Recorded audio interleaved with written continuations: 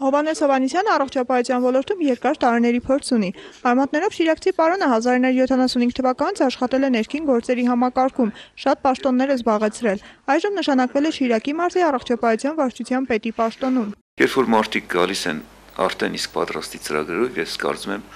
դրանք հենց այդպես, գիտեք,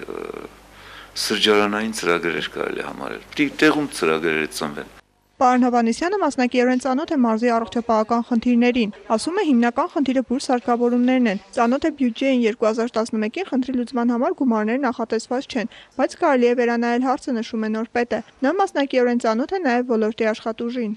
Ես չեմ եկել այստեղ կադրային փոփոխություններ, ես եկել եմ, որպեսզի այդ կադրերի հետ միասին աշխատեմ։ Այնուհանդերձ այստեղ որոշակի փոփոխությունների կարիք կա, նշում չի անհրաժեշտ։ Հովհաննես Հովհաննիսյանը ցանկություն ունի Շիրակի մարզ հրավիրել հանրապետության առաջնակարգ մասնագետների, համոզված է դա իրեն կհաջողվի, աշխատանքային տարիների ընթացքում փորձ է ձեռք բերել։ Գնացել եմ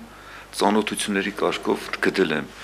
մեկի կնոջը, միսի ամուսնուն, միսի եղբայրը, քրոջը եւ սկսել եմ համոզել։ Գիտեք, եթե դուք գաք մեր մոտ, շատ լավ պայմաններ կստեղծվի։ Լավ պայմաններում աշխատելու համար այլ քաղաքներից Գյումրի եկող առաջնակարգ մասնագետների հետ կծանոթանանք 2011-ին, եթե իհարկե գան։ Իդեպ պարոն Հովհաննիսյանն այս պաշտոնում աշխատելու է պայմանագրով։ Սա նշանակում է, որ շուտով մրցույթ է հայտարարվելու եւ կարող է այս պաշտոնում մեկ այլ թեկնածու հայտնվի։ Դա նույնպես պարզ կլինի 2011-ին։ Արմինե Ավետիսյան, Խաչատուր Գևորգյան, Ազդարար։